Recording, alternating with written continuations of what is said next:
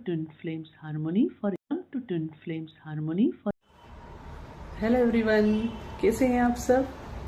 मैं कोमल और आज बात करते हैं स्पिरिचुअलिटी का हमारी साइकिल्स और पैटर्न्स को तोड़ने में क्या रोल होता है और आखिर ये साइकिल पैटर्न्स क्या है। चलिए थोड़ा आज इस पे बात करते हैं। अब साइकिल्स और पैटर्न्स मतलब क्या, एक डिज़ाइन है जो एक पर्टिकुलर ऑर्डर में बन रही है। सपोज इतनी बड़ी डिज़ाइन है तो इतनी कंप्लीट होने के बाद तो फिर से अपने आप में रिपीट करेगी, सेम ऑर्डर में फिर से बनेगी। साइकिल मतलब क्या, सेम एक राउंड है जो एक जैसा बस चले जा रहा है, कोई चेंज नहीं है। Keep going on. कोलू का बेल देखा है आपने या सुना है, समथिंग लाइक दैट। उसे लग रहा होता है कि वो कहीं जा रहा है पर कहीं नहीं पहुंच रहा है। ठीक है, इन्हें कहते हैं साइकिल्स और पैटर्न्स। अब जैसे मैं हमेशा इस बात पे जोर दिया है मैंने कि हमारे कई सारे बर्थ रहे हैं और उनका हम पे असर भी रहा है।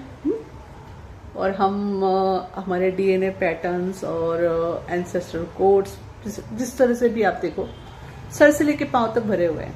हमारे बाल में भी वो मेमोरी स्टोर है, स्किन में है, आईज में, हमारी हर कोशिका में वो मेमोरी स्टोर है। ओके, तो बहुत कुछ लेकर आए हैं हम बहुत सारे बर्थ से। अब ठीक है, अब ये नहीं है कि सारे साइकिल्स और पैटर्न्स नए हैं या सारे पुराने हैं।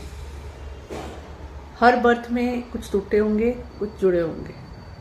ठीक है, तो इस तरह से जो भी अपडेट हुई उसका एग्जैक्ट वर्जन आज हम जो भी है आज की तारीख में आप अपने सामने ही है ना। और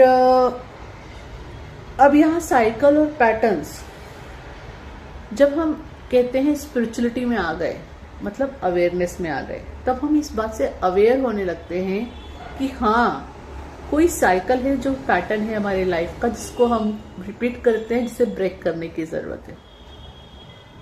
चलिए, इसमें मैं एक सदगुरु जी की लाइन बताती हूँ, मुझे बहुत अच्छी लगी थी। उन्होंने कहा था, एस्ट्रोलॉजी क्या करती है, उसके हिसाब से आप अपने साइकिल और पैटर्न तोड़ने वाले नहीं हो, आप उसी लूप में रहने वाले हो। तो उसके अकॉर्डिंग वो कैलकुलेशन करके आपका फ्यूचर बताती है।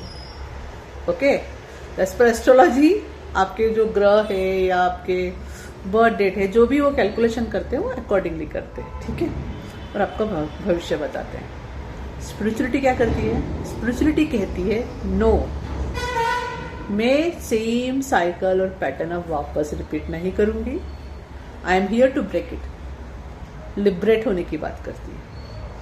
इसलिए ये अगर आपने सुना भी होगा, मैं तो जब से इस लाइन में आई है सुनते आई हूँ ये बात, कि हम स्पिरिचुअलिटी में आते हैं तो एस्ट्रोलॉजी हमारे लिए फेल है। अगर हम स्पिरिचुअल प्रैक्टिसेस कर रहे हैं तो एस्ट्रोलॉजी फेल हो जाती है। ओके, और बहुत बार फेल हो जाती है।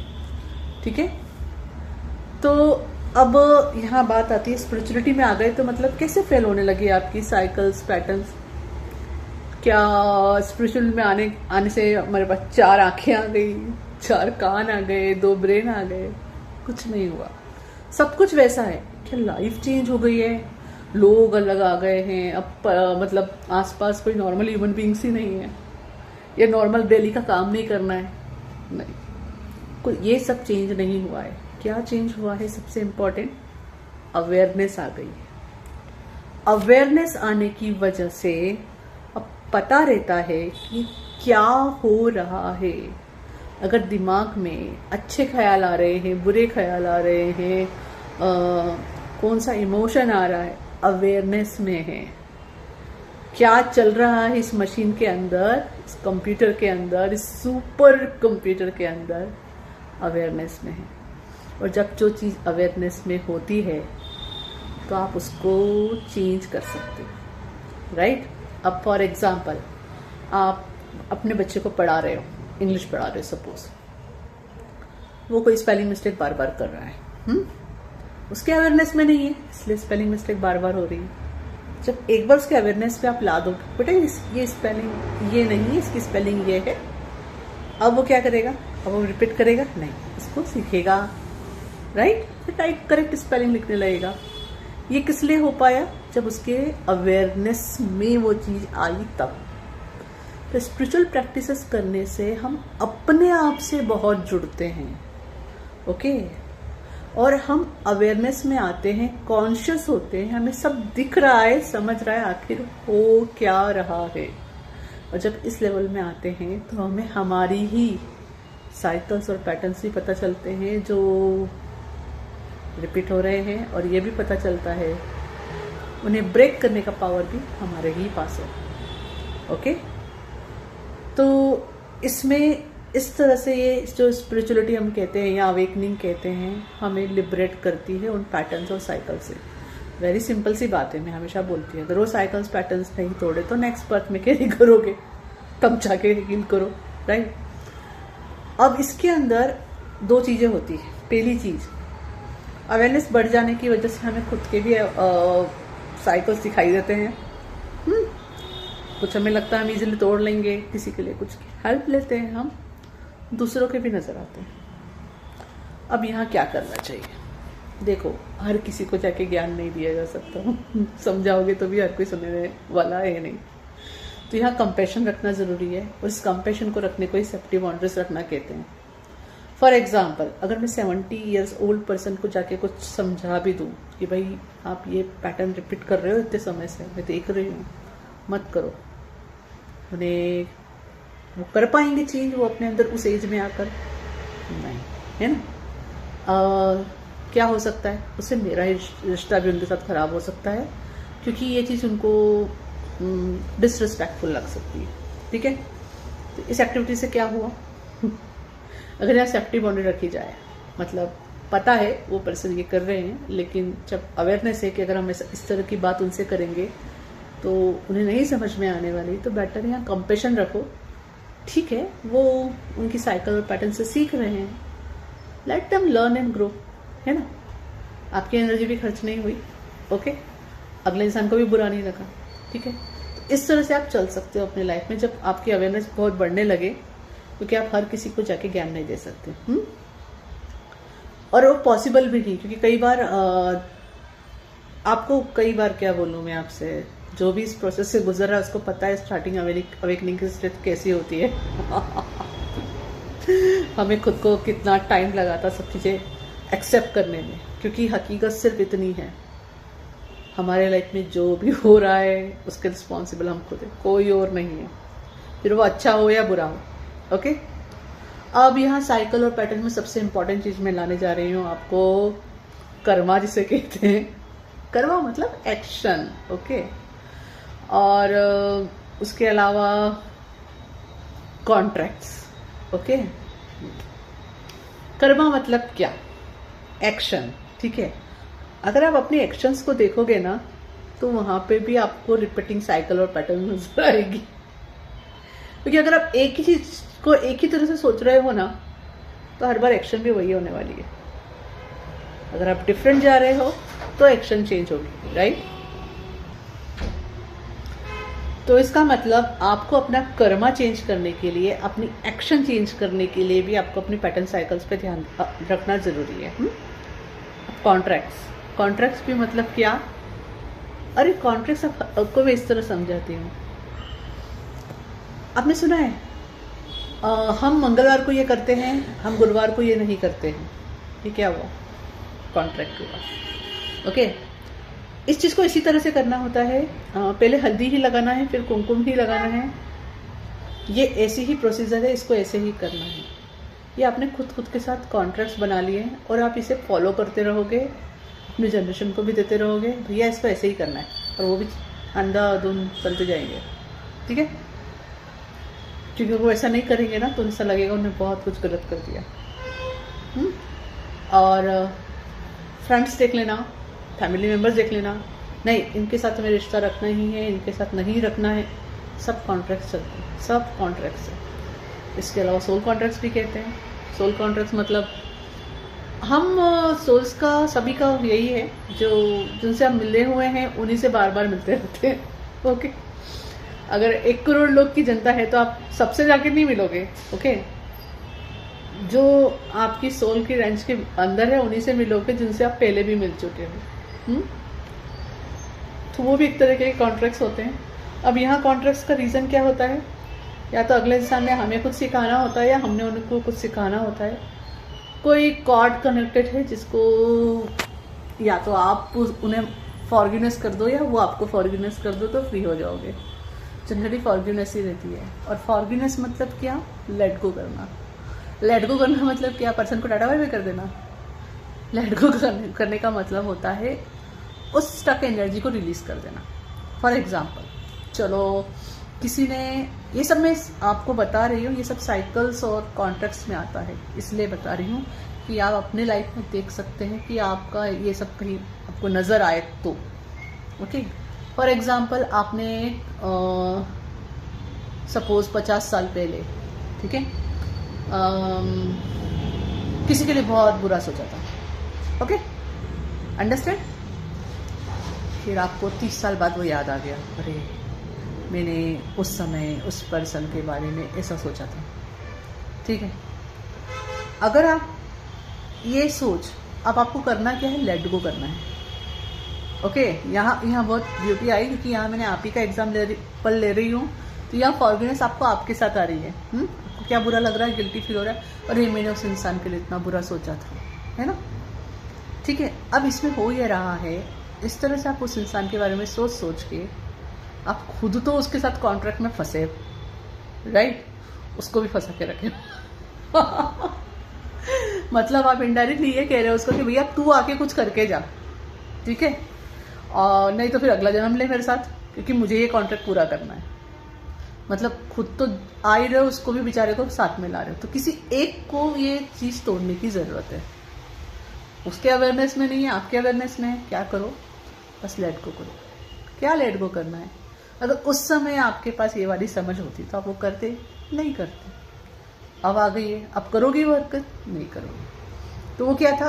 उस समय का, उस एज के हिसाब से जो भी अवेयरनेस थी, अकॉर्डिंगली अपने एक्शन की, उसको बस लेट गो करना है। ना उसके बारे में अच्छा या बुरा है, ना आपके बारे में अच्छा या बुरा है, न्यूट्रल स्टेट में आना। ठीक है, लग रहा है मन में फॉरगिवनेस कर लो, लेकिन जस्ट लेट गो करना होता है। अब बात आती है, हम एक बहुत ब्यूटीफुल बात बताते हैं, गॉड को लेके बात करते हैं। गॉड पनिशमेंट्स देते हैं, गॉड कोई पनिशमेंट नहीं देते हैं। ये आपका सबकॉन्शियस माइंड, आपका अनकॉन्शियस माइंड इस तरह के पैटर्न्स और साइकिल्स को रिपीट कर करके आपको याद रखवा के आपको पनिशमेंट देता है। ओके, गॉड कोई पनिशमेंट नहीं देते हैं। गॉड आपको कहते हैं, आपके अवेयरनेस में आया, उस पैटर्न को लेट गो करो, वो रिपीट मत करो, छोड़ दो। उसको भी फ्री करो, खुद को भी फ्री करो, और कुछ अच्छा करो, है ना? राइट? तो गॉड पहली बात कभी कोई पनिशमेंट्स नहीं देते हैं। ये आई डोंट नो कहाँ से कैसे ये चीज़ें शुरू हुई है, मुझे नहीं पता, लेकिन गॉड पनिशमेंट नहीं देते। गॉड के पास जो आता है वो आता है प्यार करना, कंपेशन रखना। ऑफकोर्स वो हमें प्यार करते हैं, वो प्यार ही एक ऐसी पावर है जिससे कुछ भी हील किया जा सकता है। सिर्फ प्यार के थ्रू कुछ भी हील किया जा सकता है। ओके, अब कंपेशन क्यों कह रही हूँ? अब जैसे आप गॉड से हेल्प मांग रहे हो, गॉड ने आपको कोई रास्ता दिखा दिया, 1 बार दिखा दिया, 2 बार दिखा दिया, 3 बार दिखा दिया। अगर आप फिर भी वो फॉलो नहीं कर रहे हो, तब गॉड क्या करेंगे? आपसे कंपेशन तो रखेंगे, ठीक है भाई कोई बात नहीं, थोड़ा और देख ले, समझ ले, मैं फिर से रास्ता दिखाऊंगा। आपका साथ नहीं छोड़ेंगे वो। आप हेल्प मांग रहे हो, हेल्प तो वो भेजते रहेंगे जब तक आप पकड़ ना लो उस हेल्प को। जब वो पहली स्टेप पकड़ोगे तो दूसरी स्टेप आएगी। ठीक है, तो जब आप ये डिसाइड करना, अपने आप में चॉइस करना कि आपको कोई पैटर्न या साइकिल तोड़ना है, तो पहले आने की ज़रूरत होती है अवेयरनेस में। तो जब आप अवेयरनेस में आते हो, आप अपने साइकिल और पैटर्न्स तोड़ सकते हो। अभी अवेयरनेस कैसे आएगी? चॉइस से। जेफ एंड शेले का बहुत अच्छा ये जो कहते हैं, मुझे बहुत पसंद है कि my choice is more powerful than any contracts and any karma. Means our choice is more powerful than any karma and any contracts, and that is a fact, it is a choice. Just choice की बात होती है, हर पल आपको नई choice बनाने का freedom होता है। अगर आपने चॉइस कर ली है कि नहीं भाई मुझे मेरे पैटर्न्स और साइकिल तोड़ने हैं, और आप उस पर तटस्थ हो जाओ, आपका कोई गोल है तो उस गोल पे तटस्थ हो जाओ, फिर देखो रास्ता मिलता है कि नहीं मिलता। 100% मिलेगा। जब आप यूनिवर्स को ये बार बार मैसेज दे रहे हो कि ये मेरी चॉइस है, अब तक जो पैटर्न साइकिल चल रहे थे, अब मेरी चॉइस है मैं अपनी ज़िंदगी को और नया, ब्यूटीफुल और इतना सुंदर बनाऊं जो मैंने आज तक कभी नहीं बनाई है। अगर मैं मेरी चॉइस बता रही हूँ तो उनको वैसे दरवाजे खोलने पड़ेंगे, है ना। और मैंने जैसे बताया स्टेप बताएंगे, तो पहला स्टेप ले लेंगे तो दूसरा स्टेप, तो इस तरह से फिर वो साइकिल और पैटर्न टूट जाएगा। पर कब टूटेगा? जब उसके लिए चॉइस की जाएगी कि हाँ मुझे अपनी पैटर्न साइकिल तोड़नी है। चॉइस बहुत पावरफुल होती है। Always remember what you choose बहुत मायने रखता है। जब मैं पहले भी कहती, जब भी हम आई के साथ कोई कुछ भी बोलो, चॉइस बोलो, अफर्मेशन बोलो, डिक्री बोलो, जो वर्ड्स यूज करते हैं इट मैटर्स अ लॉट।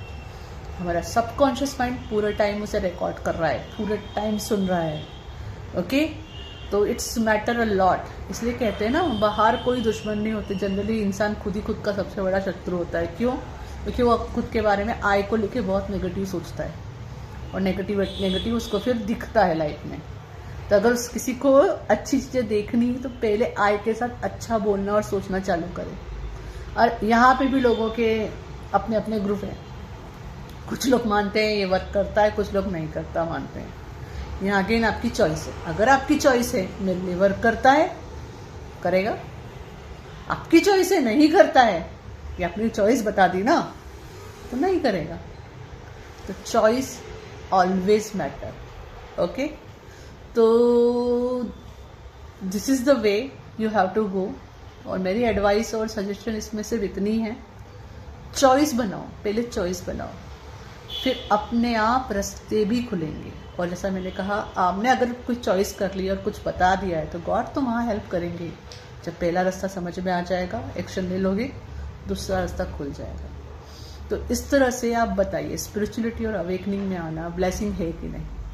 कितनी बड़ी ब्लेसिंग है कि आपके पास पूरा पावर है कि आप अपना भविष्य नया, सुंदर ऐसा लिख सकते हो जिसके पास जो एस्ट्रोलॉजी भी नहीं बता सकती है। क्योंकि आप अपने पुराने पैटर्न और साइकिल्स को, जन्मों जन्मों के पैटर्न्स और साइकिल्स को तोड़कर कुछ बहुत सुंदर कर सकते हैं। Okay, we have all the powers. और जब वो साइकिल और पैटर्न्स टूटते हैं ना, बड़ा मजा आता है, बहुत खुशी होती है कि हाँ अचीवमेंट्स नज़र आती है, लाइफ उतनी ही और सुंदर और हेल्दी बनती है। ठीक है, तो आई होप ये इन्फॉर्मेशन आपके काम आएगी। अगर मेरे वीडियोस आपको पसंद आ रहे हैं, लाइक और सब्सक्राइब ज़रूर कीजिए। और कोई कोर्स करना चाहते हैं तो आप मुझे कांटेक्ट कर सकते हैं। Thank you.